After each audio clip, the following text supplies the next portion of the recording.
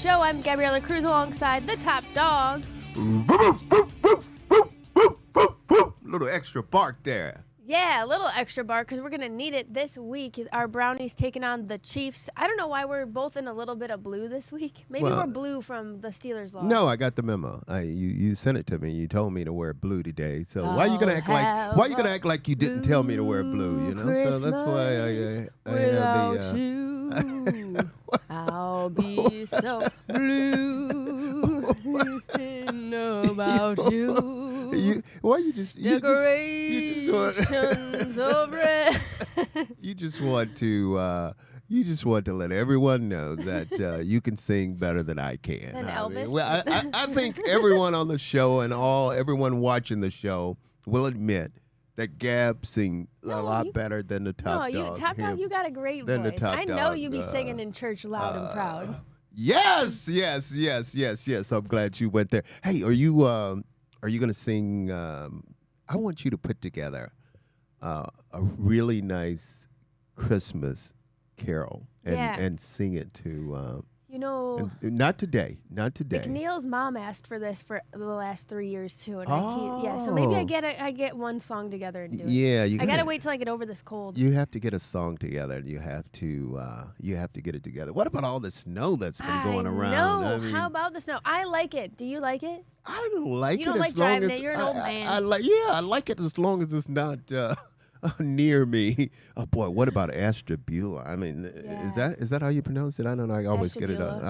The east side, they get a lot of snow. Boy, they got hammered. I'm talking about hammered, and I'm a little bit worried about them because now that first of all, they didn't have anywhere to put all this snow, and now that it's starting to warm up for the next couple of days, and worried about flooding, but. I think somewhere on the east side over there, one of the school roof collapsed or something like that. And now they're trying to find somewhere for those poor kids. That was a lot of damage, too. It was like 7 or something. It was like a lot of, they couldn't just show back up. Speaking of the snow, did you watch the Snow Bowl? Those Avon Eagles, you mean? State championship? Well, we have to give them a lot of credit. Shout out to Avon. They had a perfect season. They end up with a little snowball for their finale finisher, beating Anderson. So that was really cool. Producer Pat probably has a cool picture of it somewhere, too. Is Anderson that? There we go. Is that school up in Cincinnati? Somewhere up in there? Cincinnati school. You know what? Because it's funny. And I'm glad you say we have to give Avon their props because normally we're talking about St. Ed's and Cincinnati Moeller. Those schools are the ones that's always in the championship game, always winning the championship game. And then also the team here in Cleveland, what's his name, the coach? Ted Ginn. Oh, yeah. And his group, I mean, normally they're the ones that's always winning a championship. Glenville? But Avon, we have to give you guys your props. Congratulations for winning the championship game. And I think, Pat, did Avon go undefeated? Perfect season. Oh, a perfect season. That was just absolutely unbelievable. A perfect ending to a perfect season. You know what I have to do in this opening, too, and I think you will agree with me with this one. I want to give say congratulations to Denzel Ward. Denzel Ward, again, was the Browns nominee for the Walter Payton Man of the Year Award. And this is the award for that all the players. I mean, I think anyone. This one stands out to a lot of the players because this is the one they want to win. And you know, I went back and I was going to bring this today because Walter and I were really close friends. I mean, we were really close friends. And I got a picture of when we played the Bears in Chicago, and he and I. This is a picture that he sent me. Oh, really? He signed it, sent it to me. And I signed it, sent it back to him. But he and I are on the field and with our uniform on, obviously, and we're just standing there together. And that's a cool. And it's a really. That's a cool memento. It's a really, and then his wife Connie, she's the one that will whoever the winner is of the Walter Payton Award. She always present the award to each player. But you know what it is? It's just and Denzel. It goes back to his father, who he lost, and his father always, I think his foundation is make them know your name. And it's just unbelievable. And we just want to say congratulations to Denzel. He's got some stiff competition, though. Yeah, guys. This is the second time he's been nominated as well. Second so time really speaks to the character that he is. You know? They really did a nice. Did you see the surprise of them telling Denzel with his the mom Browns there? did? Yeah. I liked how they did that. Yeah. They were making it seem like it was for hard knocks, and that they just had an interview ready for him. So he and his mom were both surprised. But That's awesome. But I was going to say he's got some stiff. Well, it's always stiff competition in the war because guess who the Chiefs nominated? Travis. Did they really? Yeah. The Chiefs nominated Travis for Man of the Year. Yes, they did. How about that, guys? 2 Northeast Ohio natives as well. That's cool. Yeah. That's cool to see. That's And cool. that's really cool to see. Know. But and you know what? I think, correct me if I'm wrong, but I'm pretty sure the fans vote for this award, and I think Taylor. She had some influence. Yeah, with her philanthropic work. and with all her followers, so she, I'm sure she tweeted out or whatever about Travis, and when all those Swifties go and vote, it's just that's crazy. That's so wild. Yeah, he does have some stiff competition. Oh God. Hey, speaking of stiff competition, I guess it's pretty tough to make the playoffs out here if you're Alabama. God damn it. I know it. You was going to go there and make me upset today. I thought of you, Hanford, and I was like, uh-oh. Let me go off on this. Yeah. Let me go off. Let's hear your thoughts. Just bear with me Right for into a the little camera. while Here we go. How in the hell can you put SMU in and leave Alabama out? I mean, come on. You know what? I knew Alabama was in trouble. After the game, Dabo Swinney gonna jump on and say that just because Clemson won the game, that SMU deserved to be in the playoff. Dabo, he's the worst. Yeah, Dabo, you ranked number 17. Okay, first of all, you shouldn't be in. If you want someone out, you take yourself out and put SMU in the damn thing. I guarantee you. And if you talk to all the committee members that voted for SMU and not Alabama, say, okay, I'll tell you what, this is what we're going to do.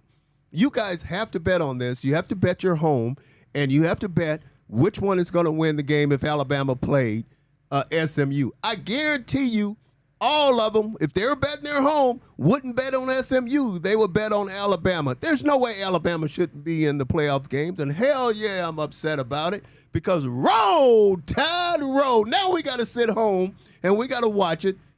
And I'm pretty upset about this. But you know what? What? All you Ohio State fans, you're going to get a chance to see how good you are because you're getting ready to play one of those teams in the SEC. And you know who you're playing? You're playing Tennessee. You got Tennessee. Now the good thing, you have Tennessee. Tennessee have to come to you and play at Ohio State. But I'm telling you, we saw against Michigan.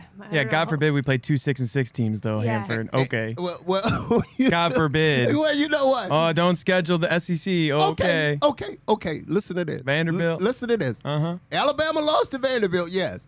But Alabama, Georgia, for instance. Did Georgia just beat Texas? They did. What was Texas ranked? They were what, 2, 3? Who beat Georgia? Alabama. Who beat Georgia? You think SMU could beat Georgia? Man.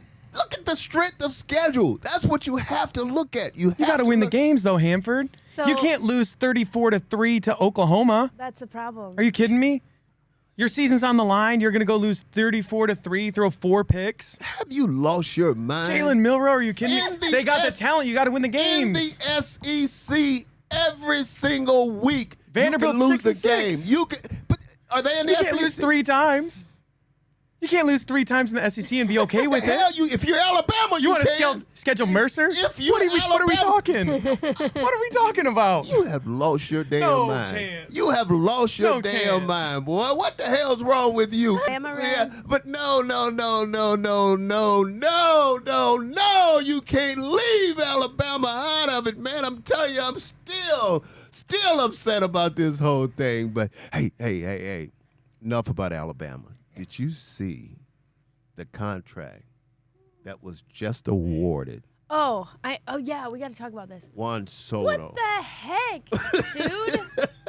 Did you see that? That Record is breaking. I mean, that's the largest. It broke Shohei Ohtani. breaking In sports history. records. Breaking Do they need records. a salary cap? Oh my! And I Or do you guarantee. just want to see someone get $1 billion contract? Listen to me, one day? and I guarantee you, all of it is guaranteed. How much money do you think Juan Soto makes per hour, every hour, for the next 15 years? How much? How much? $6 grand. Oh, I love it. I'm not mad at him. I'm not mad at him. Go ahead, Juan. 6,000. Look at him when you go to the plate. Look at him and take that step and look at him and let him know what your name That's is. crazy. I mean, that is, and the Yankees offered him a ton of money too. know. I mean, a ton of money, and obviously, the Mets come in and they offered him more. And I tell you, you have to give him a lot of credit. But we there's so much stuff we got to talk. What about George Pickens? Not playing, Pat, in the game, talking all that shit, Yep. And not playing in the game. I was looking forward to the matchup between him and Greg Newsom. Yeah. I was looking forward to that Yeah. matchup, but oh no, he didn't show up. He didn't want to put his pads on. He didn't want to play in the game. But did you guys hear this? He said in his comment that he didn't know. He said, "Who is Greg Newsom? I've never heard of him." He said, "I never heard." Now, you're talking about total disrespect. But then again, after he said that, Greg Newsom, I'm sure, wanted a piece of him, but Pickens did not play in that game. Lucky enough, they were lucky. They were lucky. And let me say this to all you goddamn Steeler fans giving me a hard time, talking about the top dog. And I played in a lot of these games. Last time in 1988, I'm dating myself, but in 1988, we swept the Pittsburgh Steelers. Not only did we beat them at home, we beat them in your place too. So don't give me a hard time, but I have to give you your props. I have to give you a lot of credit. You guys have a really, really good team. And I know Mike Tomlin took a lot of credit back in Week 7 when he wanted to put Russell Wilson as the quarterback. But since he's replaced him and put Russell Wilson as the starting quarterback, Steelers are number 2 in offense in the NFL. So I'll take a little heat, but goddamn, I just hate the Pittsburgh Steelers. All right, we'll take a break and we'll dive into that game. More on the Hanford Dixon Show right after this.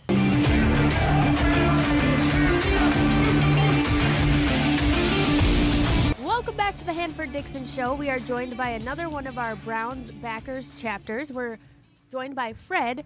He's got the Browns backers of Kansas City for us to chat about, especially since going into this Kansas City game at home, Hanford.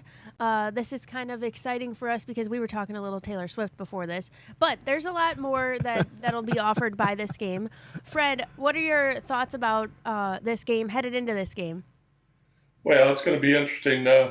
We have our chapter downtown Kansas City, and it's a big Chiefs bar as well, but they take really good care of us. We've got 3 big rooms in Hanford. You remember the size of the place, and they give us the back room and keep it as a reserve for us.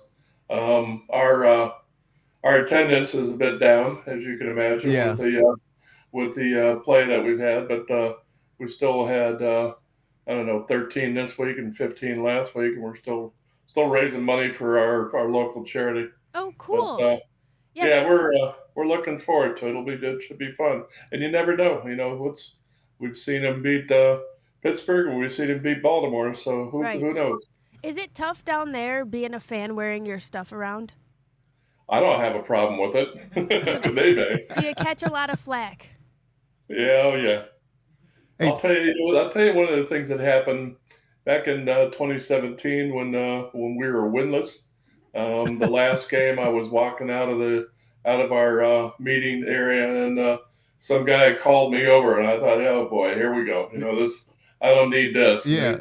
I got over there, and the guy says, I got to tell you, he says, I've never seen such loyal fans. Right. I tell you, that made my day, and they're right. We've got some great people. Well, here's the thing, though, because you guys are in a city. I mean, obviously, Kansas City Chiefs, and damn team. I mean, all they seem to do is just win. I mean, win, game Find after ways to win. The doink yesterday got in, and they Yeah, yeah. crazy, huh? Yeah, I mean it's absolutely crazy, and the place that you guys watch the game. I mean, obviously it's Browns fans, and I would guess the majority of the fans in there are Kansas City fans.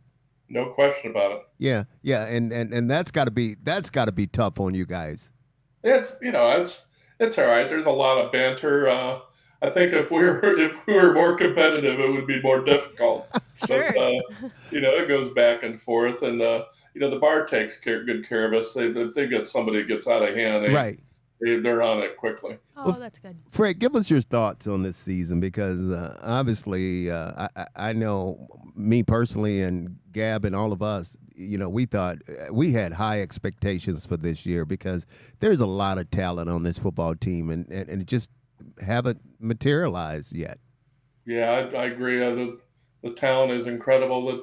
The injuries have been, for the last few years, the injuries have been killing us. It's nice to see Jameis do well, except he seems to be throwing about as many passes to the Right. the opposing team as our team. But they're struggling at a lot of positions, and again, they can raise up and they can screw up. So it's difficult. It's frustrating. But there's still exciting moments. Yeah, I was going to say, Fred, do you feel like it's at least more watchable football, even though the Jameis Winston experience is sort of a roller coaster? Do you feel that it's a little more stomachable just because he really lets it hang out and he does, like, other guys are starting to shine, Njoku and Jerry Jeudy, because of Jameis? Yes, I agree. Yeah, that's those guys have been really playing well, and it's fantastic to see Nick Chubb back too. Right. Yeah, it's glad to see him back, but I don't know, is he back? Because, I mean, for Nick to go 5-6 games without 100 yards rushing, I mean. It's different for us. It's different for us because. But Jameis also is just, like, so throwing heavy. Yeah. Do you feel like, is that a big factor, or do you think that still we'd see more out of Chubb when we use him? I think that's a big factor, but, Nick Chubb is just such a great guy. I mean, he is, and he's so likable. We all like him, and we want to see him do well. We want to see him get back to the old Nick Chubb, but he's just, we have to be honest, he's just not there, and we don't know if he's going to get back there because that's the second operation on that same knee. But enough about that. Fred, tell us a little bit more about your club because my understanding and then again, like who you guys raise money for and things like that. Yeah, we started. I moved down here in '95, and that was when we left. And then they came back, and I guess that was when we came back, wasn't it? No, '99 is when we came back. So I went out to a Royals Indians game at that time, and recruited a bunch of people. At that time, you needed to have members before you could get a chapter, and you needed to have a chapter to get members. So I signed up all of our employees without them knowing, and it was pretty funny because they're all Chiefs fans. That is funny. They were getting Brown stuff, but we started back 25 years now, and we grasped onto the Harvesters, which is a food bank down here, and just last week we were able to donate enough for 12,000 meals for the needy here in Kansas City. Wow, that is just awesome. Yeah, it's fun. And, that's what makes it worthwhile. We're also a collection site for Toys for Tots, and we do a 50-50 draw, and 50 goes to the winner, and just about I would say 90% of the time, a lot of people put money back in from their winnings, so it helps out. And we're I'm real proud to say that we're family friendly too. We bring a lot of kids in, and it's a good atmosphere. But again, unfortunately, we were doing 35, 45 people a week, but we're way down. Yeah, that makes sense. Well, I always play that 50-50 gap, but I never win the damn thing. I know. Neither do I. Right. I always have somebody else pull. There's always because I don't want people thinking that I'm pulling my own number, but it doesn't seem to help either.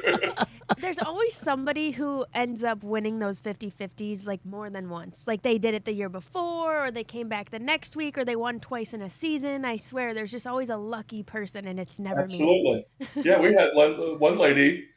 She won, I think, 4 times because we Yeah. have consolation gifts. We gave That we tracks. gave money. We gave a Grant Delpit signed helmet, and she won like 4 times. It was crazy. Oh my gosh. Fred, do you get up to Cleveland? Do you come to any of the games here, or are you just pretty much, or do you come up once a year, twice a year, or how does that work for you?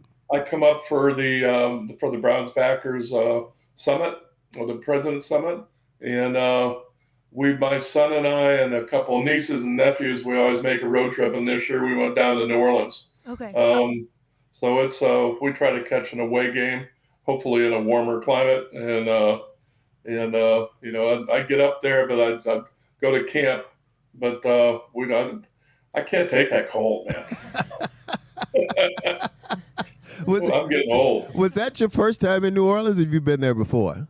No, I've been there before, but I'll tell you what, I must have gained 20 pounds. Well, isn't that food just absolutely unbelievable? It is incredible. We spent most of the time doing that. Fred, you know what I do, Gab? And I'll tell you this. You know what I do? As soon as I get to New Orleans, Archie Manning has a restaurant bar there, and I'll go sit right at the bar, and they have the best gumbo. I mean, Really? it is. I should have told you this, Fred, before you got there. But it's right downtown, and I'm telling you, because I always ask, is any of the Mannings there?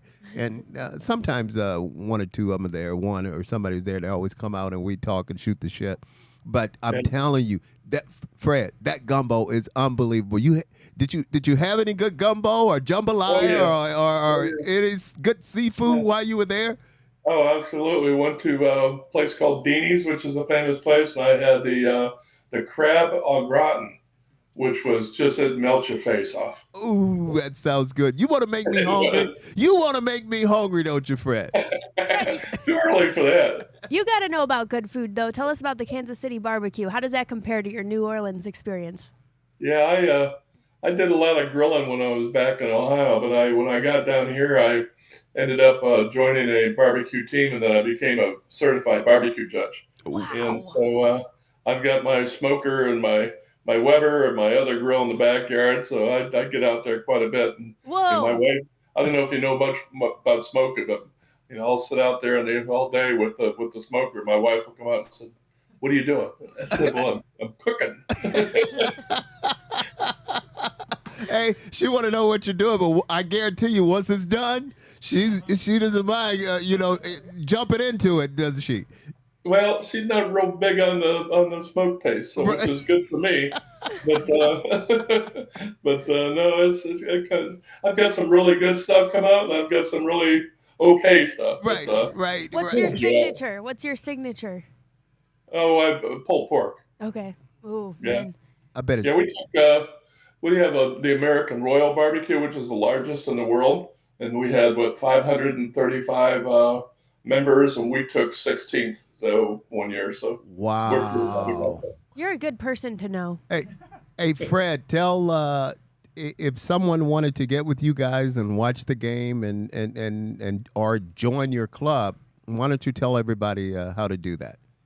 Well, they can look for Browns Backers of Kansas City on Facebook, or they can search for our website there too, and it'll give you the address, which is downtown Kansas City. Like I mentioned, it's called the Quaff, and it's pretty easy. We don't charge any fees.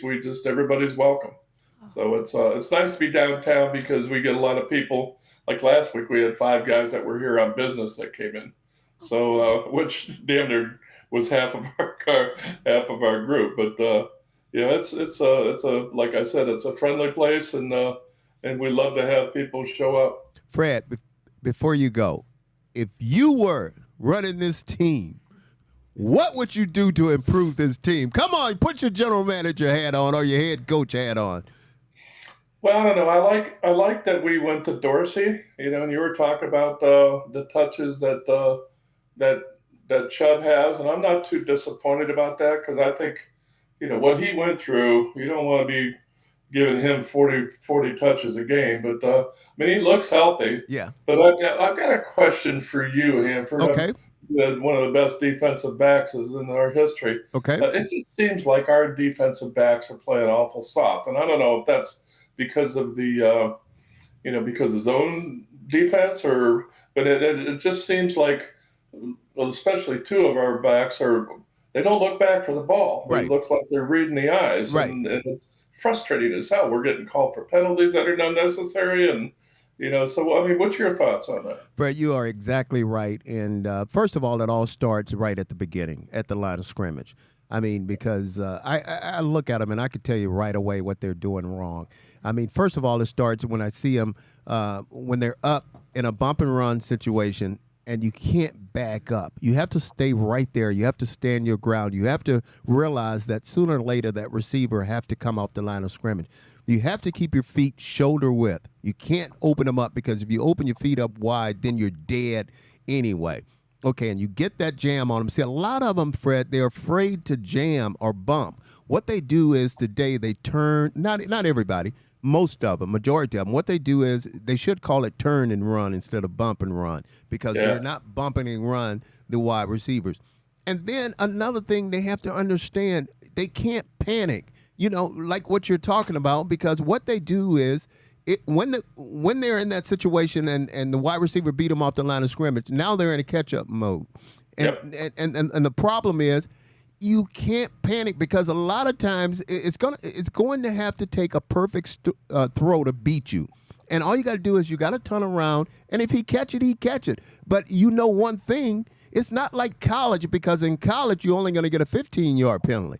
In the pros, when they call pass interference, it's a spot foul, meaning that ball is going to be parked wherever you commit the foul at. That's where they're going to put the ball. And a lot of times, if you're in the end zone, they're going to bring it to the 1 or the half-yard line, which is totally, totally ridiculous. But I agree with you 100%. They panic. They panic. They panic. They panic. Fred, you got to tell everybody that.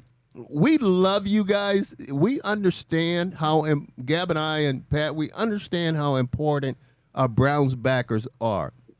And that's why we like every week we try to showcase one different group, bring them on the show and let us talk to them because, again, we love you guys and we understand just how important. Tell all your members and everybody when you get back that you're on the show and tell them where they can watch you on the show. I will do that, and I certainly appreciate the time and the recognition. Yeah, you were a treat. Thanks so much for joining us, Fred. Have a great rest of your week.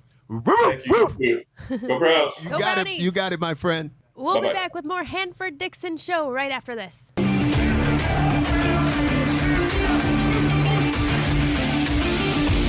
Welcome back to the Hanford Dixon Show. It's time for our Browns headlines brought to you by Northeast Factory Direct. If you haven't checked them out, you've got to. Okay, you can look at northeastfactorydirect.com as well. They've got furniture, kitchen cabinets, hot tubs, mattresses, and more for way less than what you would find at those fancy retail stores. Again, you can visit them online or visit them at any of their stores in Cleveland, Euclid, Macedonia, or North Canton. And don't forget to ask about that Hanford Dixon bonus. You'll get yourself a little deal.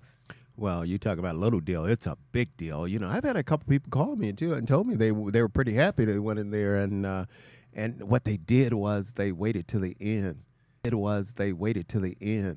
And then told them, well, we want that Hanford Dixon bonus. You got to tell them up front. Don't be trying to play games. You got to lead with your card, your good card.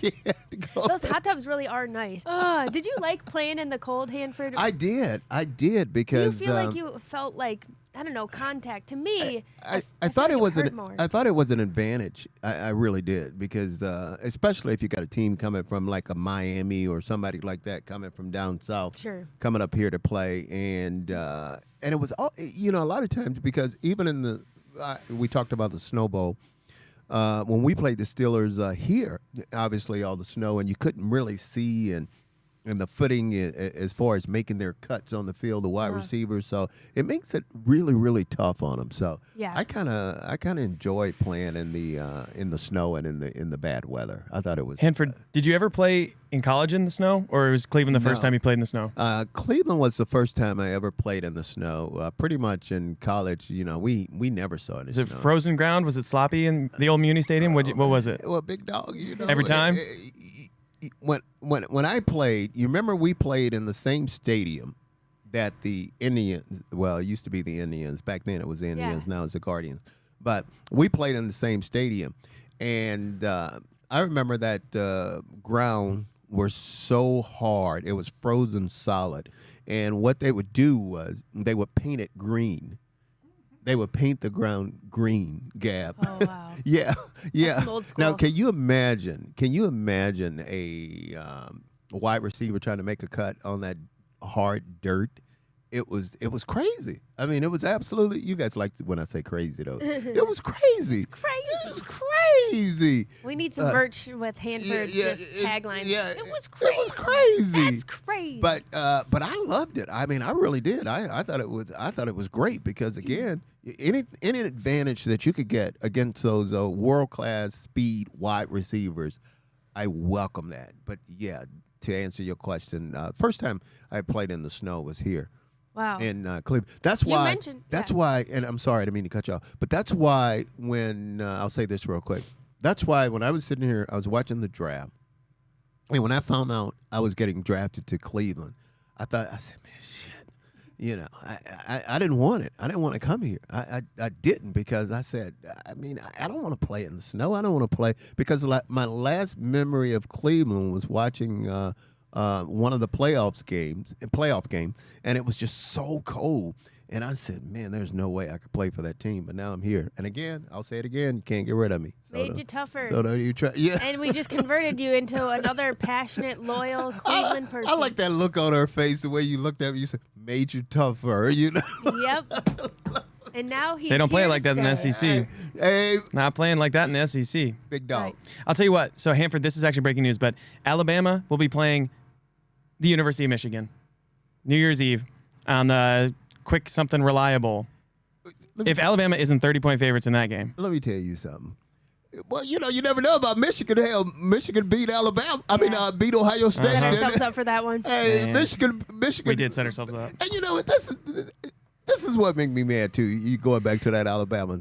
I was gonna sing my song today too. I can't sing my song right now because we are not in the playoffs. We got a bowl game, but that's all right. I'm not gonna sing Alabama.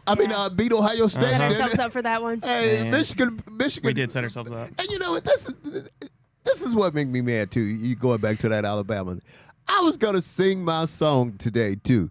I can't sing my song right now because we are not in the playoffs. We got a bowl game, but that's all right. I'm not gonna sing my song. I am not gonna sing it. I'm not gonna It's a sing it. I'm somber not gonna day sing when it you because I'm can't mad. sing your I'm mad. song. I'm mad. I'm mad. But that's all right. We'll take care of the Big Ten for you, big dog. Man, you got it for me. We'll take care of the Big Ten. What Ohio State couldn't do, don't worry about it. We'll take care of it for you, okay? Just as long as all my buddies out there, Ohio State fans, don't worry about Michigan. We got it.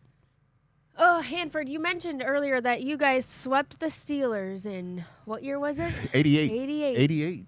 88. We swept them. We beat them obviously at home, and then we went to Pittsburgh, and that stadium has changed names. It was Three River Stadium, Heinz Field, and what I don't know what it's called now, but Acrisure Stadium. Acrisure Stadium has changed names a lot of times, but that's understandable. Yeah, we did. What do you think? Well, first of all, not to put him on blast, but what do you think is the issue with the missed field goals? Oh, God. Dustin Hopkins. You know what? We had such high hopes for him. I mean, this guy, talking about Dustin, this guy, I think he's missed right now 8 or 9 times this year. When you look back on the game on Sunday, okay, when you look back on the game, I thought this was a crucial play in the game. We had just went on a 12-play drive right before the half. 12-play drive. And we needed something. What I mean by we needed something, we needed some points. And when he missed that one, I'm saying, man, right now it's just all in his head. I mean, Baltimore is going through the same thing with their kicker, Justin Tucker. I mean, and Justin Tucker was Mr. Automatic. I mean, he was the he's been the number one kicker in the NFL for a long, long time. And now he's going through some of the same stuff in his head. And I guarantee you, I know we started talking about Dustin Hopkins, but Eric DeCosta, who's the general manager of the Baltimore Ravens, I guarantee he's figuring out, well, shall I get rid of him or shall I keep him? But the problem is, I guarantee you, if they get rid of Tucker, what he's going to do then, he's going to start back kicking like he used to kick. So, but Hopkins is our problem. I mean, this guy. He's missed 6 field goals in the last 5 games. Is it 6? Okay. I don't know where I got 8. I was just thinking it was somewhere that 8 was that number. But you have a solution over there, huh? Well, you got could really use a guy like this. You got a little solution over there, huh? This was cool. Producer Pat, shout out to him for bringing this in. This was yours? No, this was in the studio, guys. This was but in the studio. We have an don't you think we could really use him right now? There is no Phil Dawson? No. Yeah, bring him question. back. No. Yeah. Do you think he could come out of retirement for us? There is no question we can use Phil right now. You know, it's interesting because I think in that position there probably is more of a mental component, would you say? I mean, throughout the years, the elements haven't changed. Playing in tough competition and clutch moments hasn't changed. And it's really cool to look at a guy like Dawson and evaluate, like, what makes someone so efficient at that particular task. He is, I mean, it's just, we used to say these guys have one job to do, and that's kick the football. One job to do, and that's kick the football. And most of them do it really, really well. I mean, they do it really, really well. I mean, look at it. I mean, when I was playing GAM, it was unheard of to hit like a 50-yarder, 56-yarder. Today, man, these guys are just longer and longer and longer, and they're becoming it's like routine for them to make these kicks. And anything outside of 40 yards when I was playing, we didn't know what the hell was going to happen. I mean, we just didn't. We you just flip a coin and try to decide what was going to happen. But today, man, these guys are just longer and they're coming through. And we thought we had the guy, and we still may have the guy. Well, maybe we're the problem. Well, probably. I'm the problem. It's me. we still may have the guy, but like I said, right now it's in his head. I mean, it's in his head, and these guys can see what happened. They'll shank. We do this. Well, to them, they'll shank one to the left, and then they'll shank one to the right, and then what they'll try to do, they'll try to adjust. Overcorrect. Overcorrect is a better word, and it's just not happening. But we got to get. There's so many problems with our team. I mean, we just have so many problems. We just can't get it together, and it's a shame too, because when you look at the talent that we have on this football team, and it's just not coming together. Too many penalties, too. We had 9 yesterday. It's like you wonder how we're still making those kind of mistakes. Or we had a taunting one. That was a... Yeah, guys, yesterday was a complete disaster. Do you put that on Stefanski? Because got really ugly. So we had 4 penalties to begin the fourth quarter. We had 4 penalties in the first 2 minutes of the fourth quarter. And Tony Romo and Jim Nantz were clowning us. Kadarius Toney got 2 penalties, and he had a taunt, and he fumbled the punt as well. Calamity of errors. Like, where do you go from here? Well, I'm glad you mentioned his name, because and I have to say this, and I know a lot of people doesn't feel this way. I felt bad for him. I felt bad for him, especially on the punt that he fumbled, because guys, he was playing against his old team. And he wanted to make a good showing. He was trying to do something exciting or extraordinary against his old team. And I felt so bad for him. Well, I felt bad for the team too, but I really felt bad for him. If I would have been his teammate, man, I would have been the first one to meet him when he came off the field. I'd have been the first one to meet him. Maybe grab him, put my arms around him, and whisper in his ear and just let him know, big dog, we're a team here. We win together, we lose together, but that's all right. You're going to do something else. You're going to make another play. But I really, really, really felt bad for him. Yeah, it was a bizarre thing to watch unfold. And yeah, these players, sometimes we do forget that when we're watching. We forget that they're people too, and to see him embarrassed like that, you don't want that to happen for him, but also for the team, obviously. Did you ever have any big blunders back when you were playing? Oh God, yes. I think you can't play this game without having a blunder. It happens. Yeah, it happens. I mean, every player, I'm sure, has had one or two or somewhere had one down the line. But to answer that question, yes. Get me out of here, Gab. Okay, we're gonna take a break. We'll be back with more Hanford Dixon Show right after this.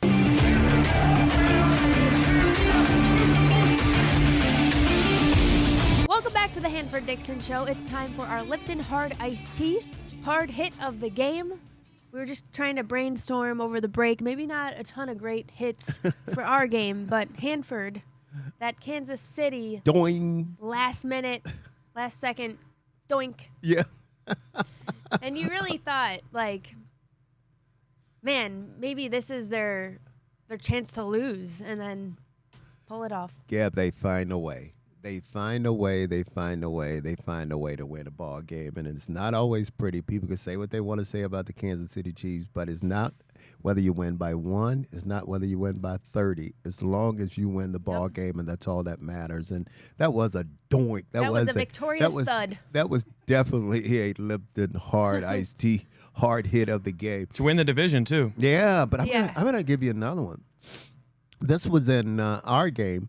And, they called it a hard hit because they called a penalty. I don't think it was a Lipton Hard iced tea hit. But I'm talking about Highsmith. You remember they called the play when Highsmith hit Jameis, and Jameis did the acting? I mean, he threw his arms up in the air because I think Tony Romo caught this part of it. And when he threw his arms up in the air, and the official fell for it, and he called it a penalty. So because he said he hit him too hard, so that would also be a Lipton Hard iced tea, a big hit of the game. But you're exactly right, Gab. There was not many hard hits in this game. I mean, it was crazy. But you know what? Who was running hard in the game?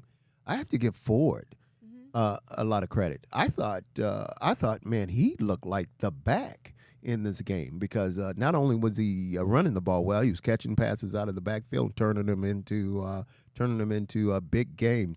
But also Jerry Jeudy. I love this. I like Jerry Jeudy. You know what? Yeah, he's got some swagger. Damn it, you and Jared Jeudy now. He gets so many people upset because of the way but he backs it up. I mean, the guy is a good receiver. Well, you know what I like though? I think it's really nice right now because him and Jameis have developed a chemistry together, and not only that, I mean Elijah Moore. I mean he's also developed a chemistry with Jameis Winston, and then also you know what's funny though? I was watching because you can read pretty much a guy's reaction and his body language, and I'm talking about one particular play when Njoku was this was a pass that was in the end zone, and I think Njoku was covered, and Jameis Winston overthrew him, and Njoku had probably ran about. I think this was like 30 or 40 yards, and you could just see he was just all the wind went out of his sail. He was like, dog. Now I got to go back to the huddle and I got to do this all over again. Yeah.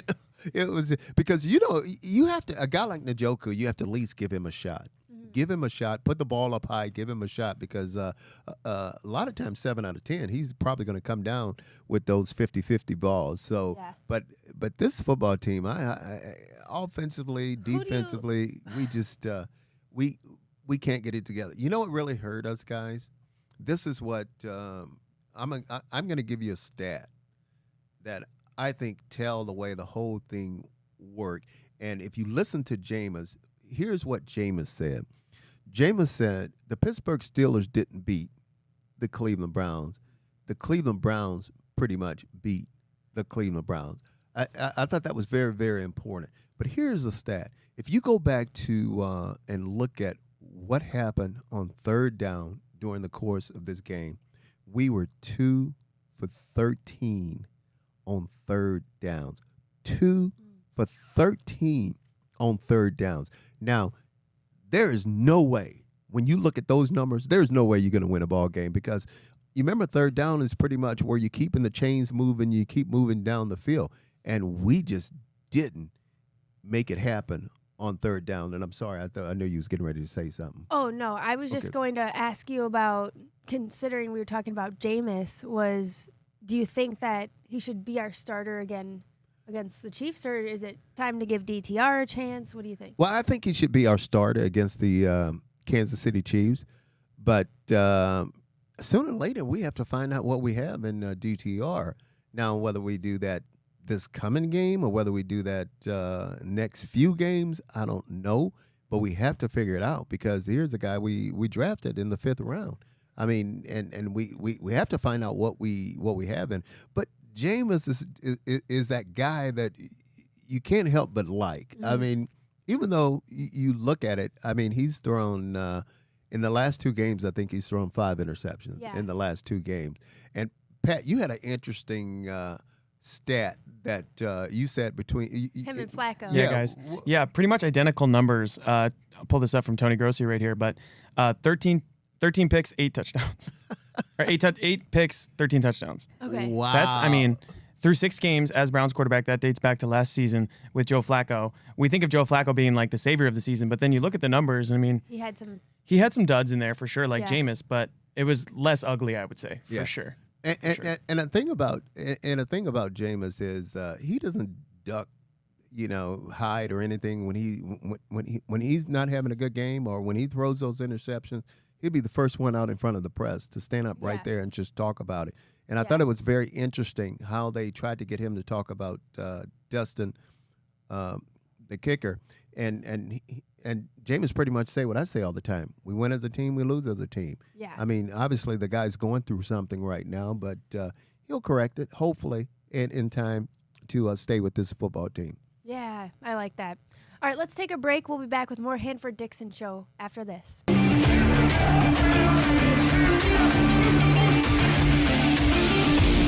Welcome back to the Hanford Dixon Show. Let's go around the north. We've got all of this brought to you by Garage Beer. AFC North Hanford, Steelers, atop of the division by 2 games. Your buddy Ozzy, the Ravens, are 8-5. And let's see, they're coming off a bye? Yeah, they're coming off a bye. But they've got some tough competition ahead. Yeah, this game was a must-win for the Steelers to keep pace, keep that 2-game lead in the AFC North, because when you look at their schedule is pretty tough coming up. I think on their schedule, 3 games that I can think of right off the bat, they have to play the Ravens again, which we know. Steelers, they've got Eagles. Eagles. And with the Ravens, which we know it's not going to be an easy game, never is. And you're exactly right. They have to play the Philadelphia Eagles, who is playing as well as anyone right now. Offense is sputtering just a little bit, but they're still playing well, and then they're finding a way to win ball games. And then they have, let me say, they got the Chiefs, they got the Ravens, and then they got obviously Kansas City. They have to play Kansas City, who we know is just is no easy task. I mean, whenever you play them, they're just they're finding a way to win. So, and then the Baltimore Ravens, who is right behind the Steelers, and the Steelers are ahead of them by 2 games. And the Baltimore Ravens, I'm telling you now, they're still eyeing this division. They still want to win the AFC North. But 2 teams we know is out of it, talking about us and then talking about the Cincinnati Bengals. And the Cincinnati Bengals is playing tonight. They're playing tonight on Monday Night Football, I think. Yes, they are. Monday Night Football at home. Yeah. Who are they playing? Cowboys. They're playing the Cowboys. And listen to this. Now, and this is not going to be an easy game for them, because the Cowboys is not completely out of it yet. The Cowboys, even though Dak is not playing, I mean, they are still playing for something. But Well, I keep going back to at the beginning of the year when we all was talking about the AFC North, and again, we thought the AFC North was going to be one of the strongest divisions in the National Football League, and that just didn't materialize, just didn't happen. But Baltimore and Pittsburgh still are playing well. But I don't know. Who do you guys think is going to win this AFC North? You think the Steelers are just Gabby, Pat? You think the Steelers are just going to win this whole thing, or you think the Ravens will come back and catch them? And I can see the Ravens coming back and surprising I us. can too. You got a 2-game lead, but if you look at the remaining schedule for the Ravens guys, they play the Giants coming out of a bye week. Right. Easy win. Easy win. Then they got the Steelers at home.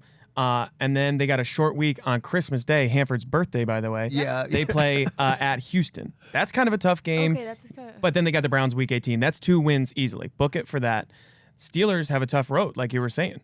And I think pretty much both of these teams, talking about the Steelers and the Browns, they can control their own destiny as far as the AFC North. Yeah. Because you can say what you want to say. If the Steelers, they had a big win beating us, and if they were to beat the Baltimore Ravens next time they play the Baltimore Ravens, Steelers are in. It's over. I mean, it's pretty much over. They're in. So it's not going to be easy, but I think it's doable for them. And I'm telling you, I could say what I want to say. You know, Mike Tomlin. You know, my hat's off to him. I mean, he was taking a lot of heat by bringing Russell Wilson in and making him the starting quarterback over him. And I'm telling you, that offense, since he's put Russell Wilson in there, has just been playing well. And then that defense. I mean, that defense, T.J. Watt, Highsmith, just to name Porter, who is one of their corners back in the back of that whole thing. That and special teams. Here's what the Steelers are doing right now. They're playing good in all 3 phases: offense, defense, and special teams. They're playing well in all 3 phases. So we'll see what happens. But getting back to the Browns. Do we have to? I was going to say, I want to talk about the Lions. Do we have to? Oh, my God. Looking at it yesterday, I think Jameis had a total of 212 yards, 2 touchdowns, 2 interceptions. Chubb, guys, 11 rushes for 48 yards. 11 rushes. You know how long it's been since we had a 100-yard rusher? I mean, it's been like 7 or 8 games since we had a guy to rush for 100 yards. We had a total of 300 total yards. The game before that, I think Winston threw for like over 400 yards, almost 500 yards. Yeah, franchise record, by the way. But I'm going to tell you Unbelievable. I'm going to tell you this. Russell Wilson right now for the Steelers is locked in. Yeah. He is locked in right now. And I want to say this, too. We gave up 3 sacks yesterday, and again, we had the 2 interceptions. It's not going to win us football games. We'll be back with more Hanford Dixon Show right after this short break.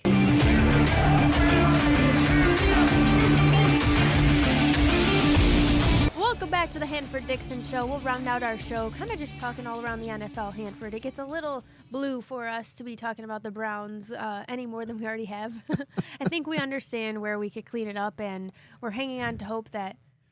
Yes? No, I was going to say, I thought you're exactly right, because I thought it was crazy listening to Fred, our guest we had on. And poor Fred, the attendance being down. Yeah, and he's just so jovial and yeah, sweet, and you know that he has a good time. They say the bar treats them well, too. Yeah, I mean, everybody. I mean, it's hard for us to talk about it, and it's hard for, everybody to watch right now. It's just sad. Imagine if you were a Detroit Lions fan. Don't rub it in. Isn't that crazy? They're 11-1. Did you know that Prime Video announced that the Packers-Lions game on Thursday Night Football drew an average audience of 17.29 million? That's an all-time high for the service. It peaked around like over 18 million, somewhere around 9:15. Well, and again, I was one of those people watching, but it was a great game. I mean, Detroit is. I keep saying it. You can't help but love them. I mean, I love their head coach. I love him. I mean, this guy is. This guy's unbelievable. He's a player's coach, and you know that this guy, he always have your back. Didn't he say once that he was going to bite somebody on the kneecap or something? Oh yeah, some crazy stuff. He said, I love it. I love it. I love it. I love it. I think this was that game. Pat, you had to have seen the end of this. We were talking about this over the weekend. Wasn't there kind of a gutsy call at the very end? Oh yeah. What he took a timeout maybe, or no, he didn't. Yeah. So Dan Campbell went for a fourth down like 3 consecutive times in the fourth quarter, and it paid off in the end. They didn't get one of them, but then they were able to come back and score on fourth down too. Like they had an opportunity to kick a field goal, exactly. But they took the timeout to keep going on fourth. Yeah. Okay. Crazy. You know, Hanford hates that, I bet. Now, yeah. What do you think of that?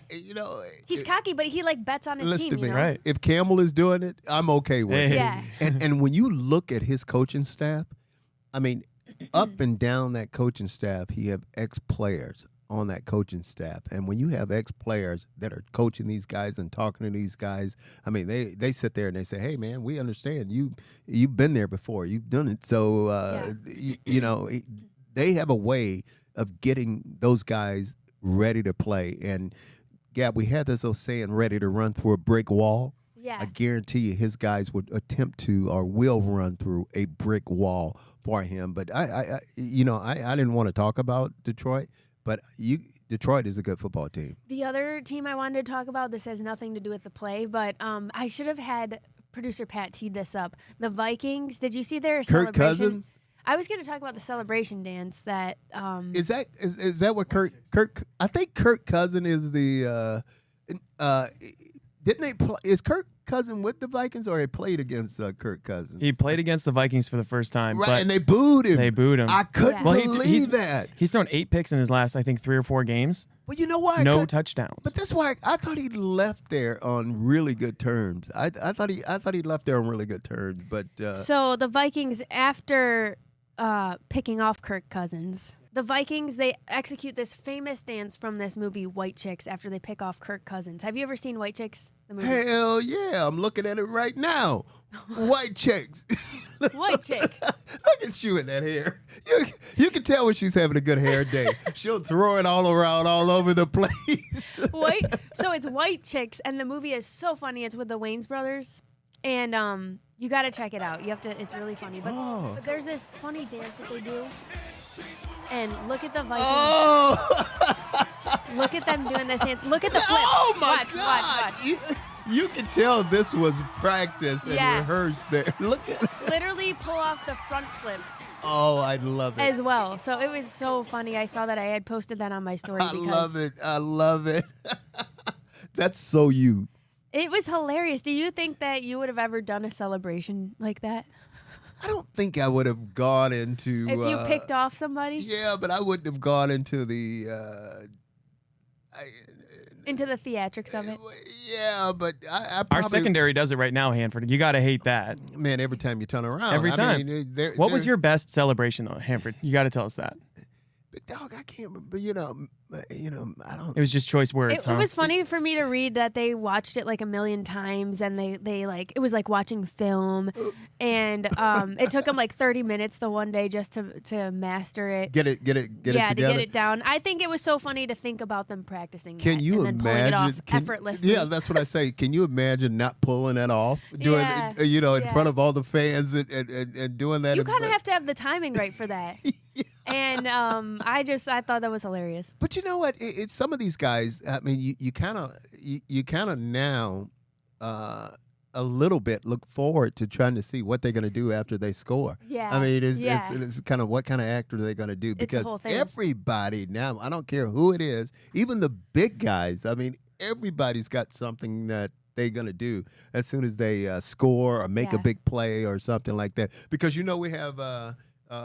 On our team, Mo, he does his belly all the time. I mean, it's so funny. It's good for the game. It's fun. It is It's entertainment. This is all fun. It is good for the game. But are we going to get our team back? Are we going to get them right? Are we going to win another ball game before Let's we... go surprise some people. Let's get another dub. Let's do it. Let's do it. We're out of here. Roll Tide, goddammit. Roll Tide. Yeah. They don't like it, but I do. We should be in the playoffs. Roll Tide. We'll see you next week. Thanks for watching.